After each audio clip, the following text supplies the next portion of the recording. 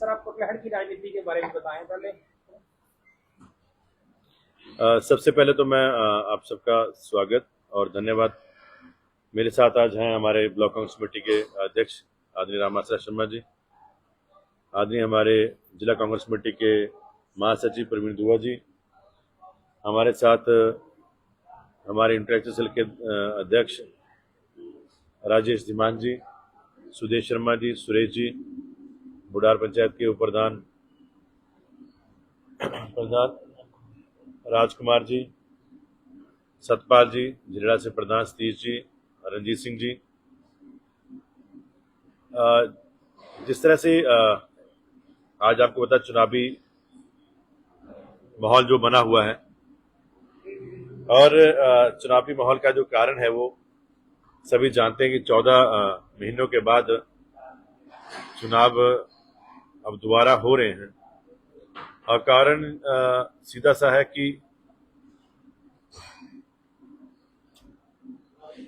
राज्यसभा के चुनाव से ये कहानी शुरू हुई और अब दोबारा जो चुनाव के ऊपर आ गई है और कहीं ना कहीं जनता में एक बहुत बड़ा रोष है कि एक व्यक्ति को हम 5 साल के लिए चुन के जब भेजते हैं, वो व्यक्ति 5 साल का चुनाव को छोड़ के जनता की भावनाओं की कदर ना करते हुए मात्र अपने स्वार्थ के लिए जो है वो जनता के साथ धोखा करके जो है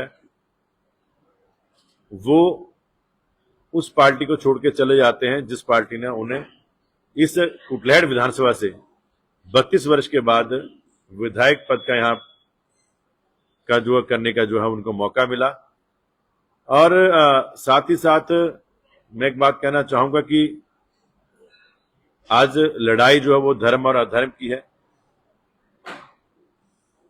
एक तरफ प्रदेश के मुख्यमंत्री और उप मुख्यमंत्री सुखविंदर सिंह सुक्खू जी और मुकेश अग्निहोत्री जी, जिन्होंने दोनों ने मिलकर जो भाजपा की एक बहुत सोच समझी साजिश थी जिसमें हमारे इन लोगों ने जो है वो उनका हिस्सा बनकर जो है वो हिमाचल के लोगों के साथ खिलवाड़ करना चाहा और उन्होंने जो पूरी जान के साथ इस लड़ाई में जो है वो हिमाचल की विजय जो है वो हासिल हुई है। और दूसरी तरफ मैं बात करूंगा कि जो विधायक यहां से थे, अब जब हम जनता के बीच में जा रहे हैं और जब हमने कुछ क्योंकि 14 महीने पहले कांग्रेस ने एकजुटता के साथ चुनाव जब लड़ा और यहां से उनको विजय हासिल हुई, कहीं ना कहीं उनके मन में एक भ्रम आ गया कि ये जीत जो है वो मात्र मेरी जीत है। और हमने बार बार इस बात को कहा कि कुटलहड़ में जो जीत है वो कांग्रेस पार्टी की जीत है।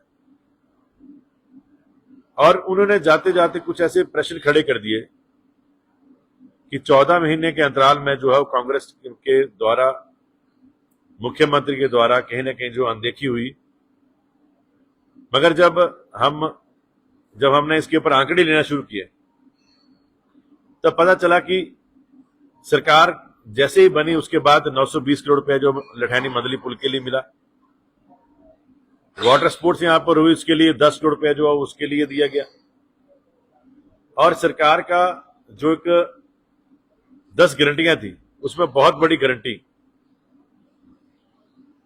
ओपीएस, वो हिमाचल में जब लागू हुआ तो उसमें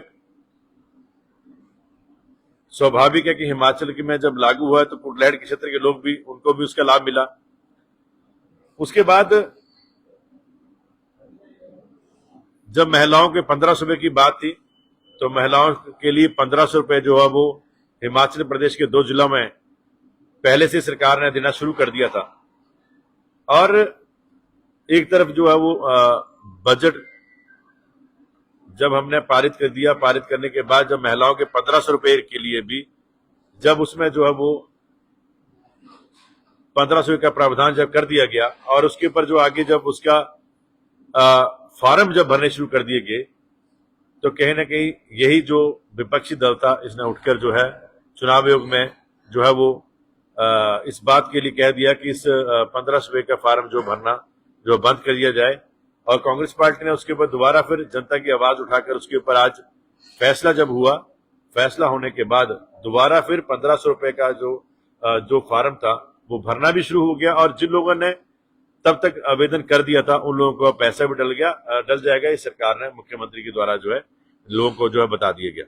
और साथ ही साथ ये बात भी कह दी गई कि जो चुनाव का समय है और उसके बाद जो 1500 रुपया है वो 3 किस्तें जो है उन सबको जो है महिलाओं को जो है वो मिलेंगी, जिनको जो है वो अभी तक जो उसमें फार्म आवेदन नहीं कर पाए थे। तो ये सब चीजें जो है वो सरकार ने की। और अगर कुटलैहड़ की बात की, मुख्यमंत्री ने आपदा के समय में, मैं एक वीडियो देख रहा था इसमें सेशन में पूरे विधायक इस बात को बोल रहे थे कि 7 करोड़ रुपया कुटलैहड़ के दिया गया। अब कहीं ना कहीं अब आने वाले समय में मुझे लग रहा है कि इसके ऊपर भी जांच की जाएगी कि 7 करोड़ रुपया अगर वो लगा तो वो लगा कहां पर, सरकार की तरफ से मिला था। अब ये भी देखना पड़ेगा 7 करोड़ रुपया अगर आया है तो किन लोगों को दिया गया। साथ ही साथ करोड़ों रुपए की जो अनाउंसमेंट जो अपने इन विधायक ने अपने भी क्षेत्र में अलग अलग, चाहे स्कूलों में चाहे सड़कों के बोर्ड लगाए, और वहां पर भी सरकार ने पैसे का प्रावधान किया था, तभी तो पैसा मिला है और उसके ऊपर उद्घाटन हुआ, उद्घाटन में पट्टिकाएं लगी। तो ये बात कहना है कि सरकार ने 14 महीने बाद देखी कि ये कहना है कि बहुत बड़ी राजनीतिक सियासत जो शरारत करने की कोशिश की गई और सरकार को जो है वो झूठा करार करने की कोशिश की गई।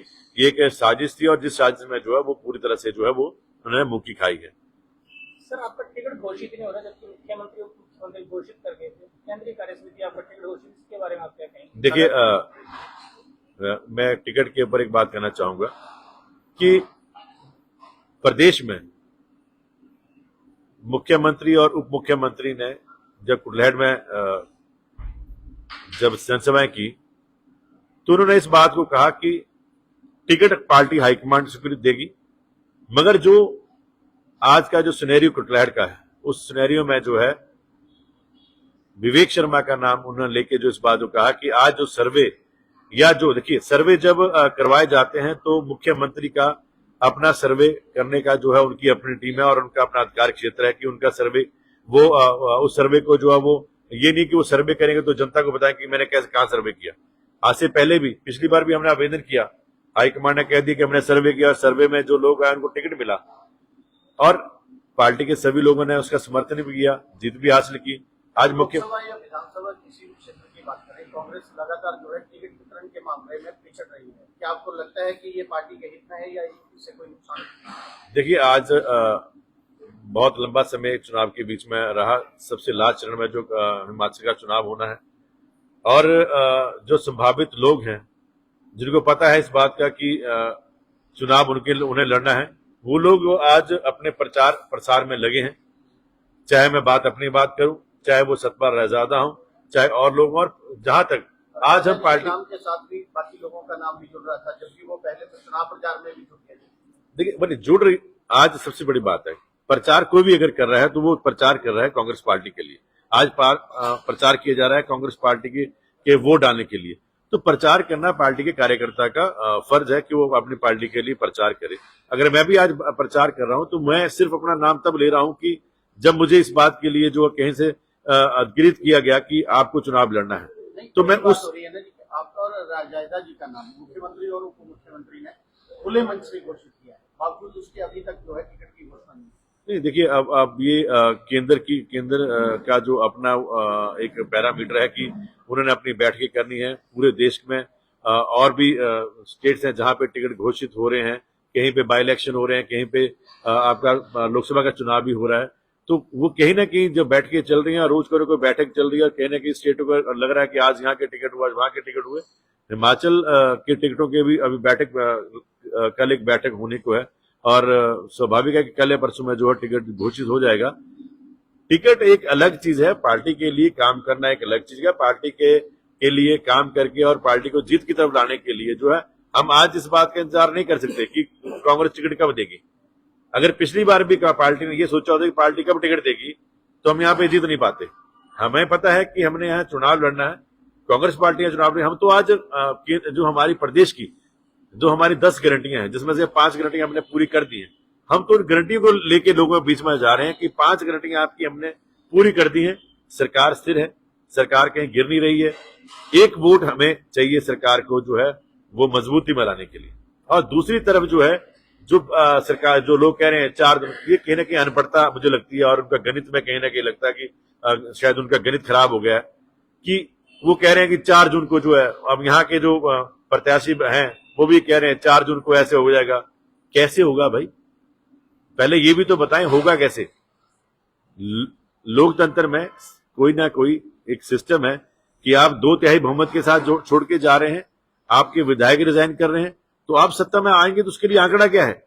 आंकड़ा क्या है? आंकड़ा यह है कि 6 सीटों के ऊपर चुनाव हो रहा है, 3 के ऊपर 3 ने अभी रिजाइन किया है।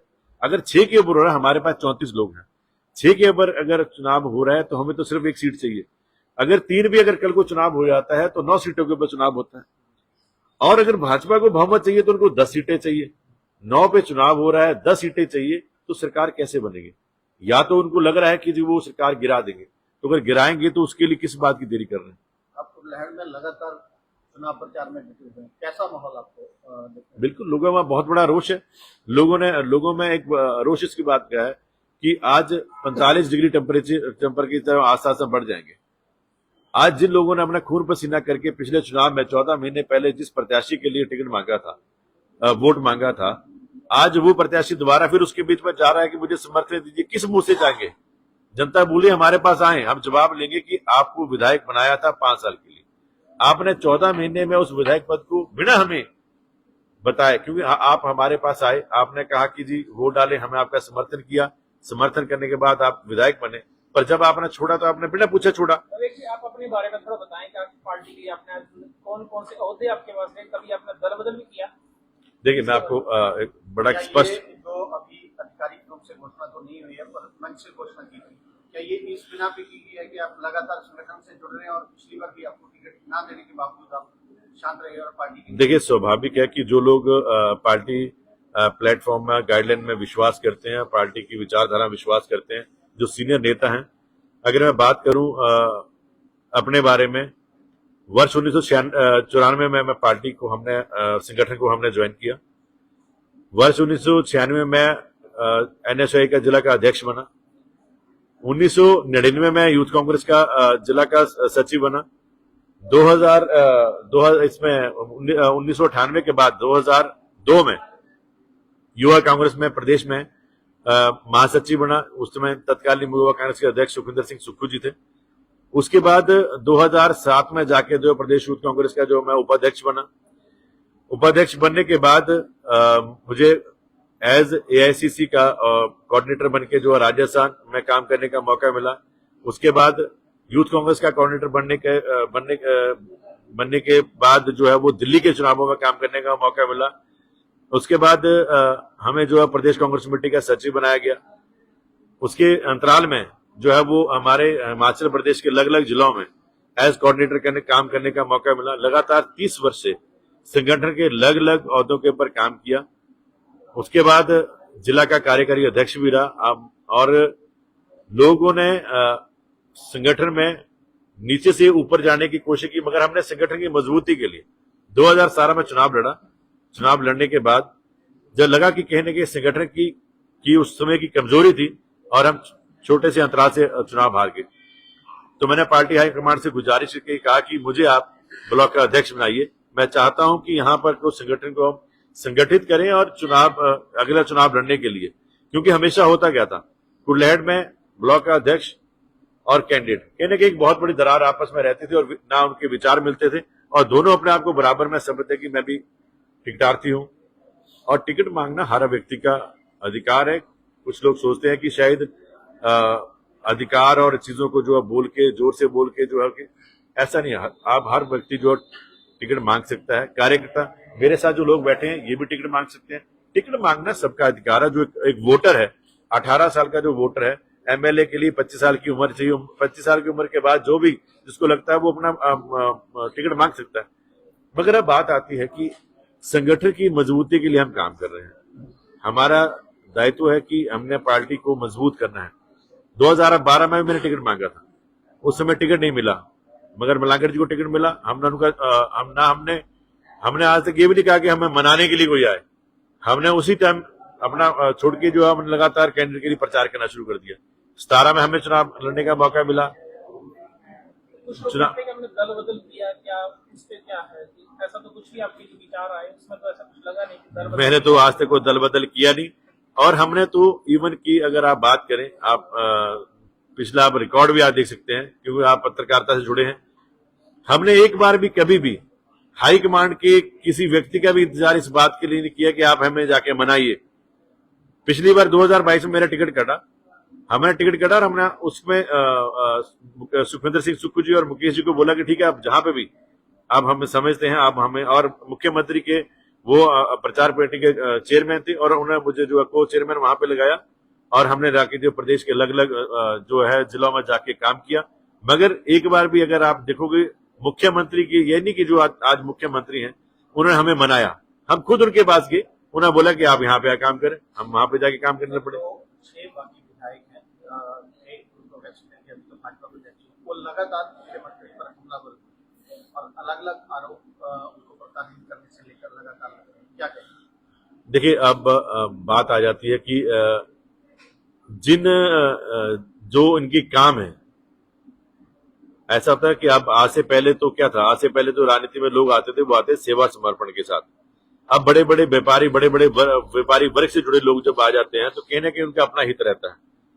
और मुख्यमंत्री का सबसे पहले, क्योंकि मुख्यमंत्री एक साधारण परिवार से निकल के पूरा संघर्ष करके यहां तक पहुंचे हैं, उन्हें कहा था कि मैं प्रदेश की जनता के साथ जो है वो महंगाई का वो दबाव नहीं पड़ने दूंगा जो उनके ऊपर जो है बिना किसी मार्केट रेट के साथ पड़ रहा है। अगर बात करें माइनिंग की, रेत बजरी जो है वो कुदरत की देन है, और कुछ लोगों ने इलीगल माइनिंग करके जो है मार्केट में उस रेट का जो है इतना बढ़ावा बढ़ा दिया कि आज जो ट्रॉली रेत की जो 500 रुपए की मिलती थी, आज वही ट्रॉली अलग अलग क्षेत्रों में कहीं 2000, कहीं 2500, कहीं 3000 की मिल रही है। और ये लोग कहीं ना कहीं माइनिंग से जुड़े हैं। तो जब इनको लगा कि अब मुख्यमंत्री जो है वो इस बात के लिए पीछे नहीं हटेंगे। विधायक तो खुद आरोप लगा रहे हैं कि मुख्यमंत्री खुद जो रिश्तेदार है अपने रिश्तेदार को प्रेशर उद्योग में संलग्न। रिश्तेदार का मतलब होता है कि कोई रिश्तेदार कर रहा है, मैं हूं, मेरा भाई या मेरा कोई वो कर जाए, चुनाव तो मैं लड़ रहा हूं, कोई क्या कर रहा है। आज इतिहास साक्षी इस बात का कि एक मां के पेट से जन्मे 2 व्यक्ति जो है आमने सामने तलवारें लेके खड़े हुए हैं। तो अगर किसी व्यक्ति को किसी को बोल रहा है कि जी उसका रिश्तेदार बोल रहा है कि जी मैं उनका रिश्तेदार हूं और मैं काम कर रहा हूं, मगर एक भी चीज साबित भी तो करें ना, साबित करें कि कौन सा उनका रिश्तेदार था, कौन सा उसके रिश्तेदार के ऊपर सामने लेके आए इस बात को, कौन सा रिश्तेदार जो काम कर रहा है उसको सामने खड़ा करें। बोलने से मैं भी बोल दूं कि वहां पे फलाना हो रहा है, बोलने से नहीं, बात तथ्य के ऊपर होनी चाहिए कि कौन सा उनका रिश्तेदार है, नाम लीजिए, और जो रिश्तेदार का उसका रिश्ता बताइए कि वो उनका उनके साथ क्या रिश्ता है और कहाँ पे वो माइनिंग कर रहे हैं। भवेश जी, आप ये बताएं कि आपने राजनीति में तो जैसे बताया अपने कांग्रेस पार्टी के लिए काम किया, समाज सेवा के लिए आपने क्या किया? देखिए, मैं अगर आपको याद कराएं, क्योंकि आप भी हमारे समय से कॉलेज से जुड़े हैं, आपको याद होगा वर्ष 1998 में आंध्रा में एक बहुत बड़ा जो है वो बाढ़ के साथ नुकसान हुआ और हम उस समय कॉलेज में थे। तो मुझे लगा कि कहीं ना कहीं इनको जो है वो सपोर्ट करना चाहिए, और हमने जो है लोगों की मदद के लिए जब हाथ बढ़ाया तो उन्होंने कहा कि किसी पार्टी प्लेटफॉर्म के ऊपर नहीं, हम मदद करेंगे मगर हम एक साथ करेंगे मगर अलग उसमें, अगर आप पार्टी प्लेटफॉर्म से बाहर जाएंगे। मैंने उस समय एक हमने सोशल ग्रुप बनाया, यूथ सोशल क्लब के नाम से जो हमारा क्लब था, और 1998 में मैंने उस क्लब के माध्यम से प्रधानमंत्री राहत कोष में हमने 31,000 रुपये उस समय दिए। उसके बाद जिला में हमने जो है वो हेल्थ के कैंप लगाए। इसी जिला में हमने जो है वो ऊना उत्सव होता था वर्ष 2000 में, 2001, 2002, 3 साल लगातार ऊना उत्सव जो है वो मेरे क्लब के द्वारा किया गया। उसके बाद हमने जितने भी सामाजिक कार्यक्रम होते थे वहां पे क्लब की जो है वो अहम भूमिका रहती थी। उसके बाद अगर बात करें कोरोना के समय में, हमने उसी प्रक्रिया में ब्लॉक कांग्रेस कमेटी का मैं अध्यक्ष था, हमने फिर लोगों की मदद की। हमने जब भी मदद की तो हमने उसको जताया नहीं, हमने सोशल दायरे में रह के कि समाज के लिए हमने कुछ करना है, हमने वहां पे काम किया जहां पे इसका कोई फायदा जो है वो अपने लिए ना लेके जो है सामाजिक समाज को उसका फायदा हो। तो एक अपना अपना विजन होता है और साथ में एक अपना इंटरेस्ट होता है। हमारा समाज सेवा में शुरू से एक इंटरेस्ट क्या है। प्राथमिकताएं रहेंगी आपकी कुटलहड़ को लेकर, क्योंकि आप कुटलहड़ के प्रत्याशी हैं, लंबी चौड़ी बातें आपकी प्रेस कॉन्फ्रेंस में चल रही है, तो कुटलहड़ पर क्या मुद्दे रहेंगे आपके, वो ज्यादा बेहतर रहेगा? नहीं, कुटलैहड़ के मुद्दे तो हमने पहले भी आपसे साझा किए हैं कि कुटलैहड़ में हमारा जो है वो विजन बड़ा क्लियर है कि कुटलैहड़ को जो हमने पर्यटन की दृष्टि से हमने इस क्षेत्र को, देखिए हर क्षेत्र की अपनी एक भूमिका होती है। कुटलैहड़ में है गोविंद सागर डैम, और डैम जो है वो हिमाचल के किसी और जिला में है नहीं, अगर है तो पौंग डैम है। पौंग डैम के बाद एक बड़ी झील जो है वो हमारे यहाँ पर है, और विश्व के मानचित्र के ऊपर जो है भाखड़ा डैम है। हम चाहते हैं कि भाखड़ा डैम जिसको देखने के लिए लोग दूर दूर से आए, और इस जितना भी हमारा ये एरिया है इसको पर्यटन की दृष्टि से जो है वो बढ़ावा दिया जाए। बढ़ावा देने के बाद जो है ताकि यहाँ पे युवा जो है वो वहां पे अपना काम करें और अपने परिवार को चलाएं। तो मैं समझता हूं कि पर्यटन को यहाँ पे उभारने की जो है वो ज्यादा बड़ी जरूरत है। युवाओं को रोजगार वहां पे मिलना चाहिए। साथ ही साथ औद्योगिक क्षेत्र की भी बात की जाती है। औद्योगिक क्षेत्र भी जहाँ हमारे यहाँ पे बसाल का जो एरिया है वो उद्योगों में है। हम कोशिश करेंगे कि बड़े उद्योग यहाँ पर लाए जाएं और युवाओं को रोजगार मिले। और साथ ही साथ सरकार खुद इस बात के लिए जो है लगी है कि हम युवाओं को रोजगार देंगे। युवा चाहे वो ई वाहन के माध्यम से है, चाहे वो जो आपका जो स्कीमें नहीं आ रही हैं युवाओं के लिए, सब्सिडी का हम वाहन दे रहे हैं, उसी व्यक्ति को काम करने का मौका मिल रहा है जो जिसको सब्सिडी मिल रही है। आज से पहले क्या होता था, आज से पहले होता कि कोई सब्सिडी मिल रही है तो दूसरे वर्ग आते थे और उसके ऊपर सब्सिडी खा के जो है वो निकल जाते थे। मगर यहाँ पे सब्सिडी दी जा रही है उस व्यक्ति को जो व्यक्ति काम करेगा। अगर उसको गाड़ी डालेगी तो सरकार उसकी गाड़ी जो है वो सरकार के में चलेगी, उसको महीने की एक इनकम जो है वो मिलेगी। साथ ही साथ उसका जो परिवार जो है और बेरोजगारी कहीं ना कहीं उसके साथ कम होगी। सर, मेरा प्रश्न रहेगा कि संगठन से आप जुड़े हैं, संगठन से निकले लोग आज पार्टी बन रहे हैं, संगठन से जुड़े लोग आज पार्टी बन रहे हैं, क्या कारण है संगठन में? तो आज भी एक हिमाचल के प्रभारी है।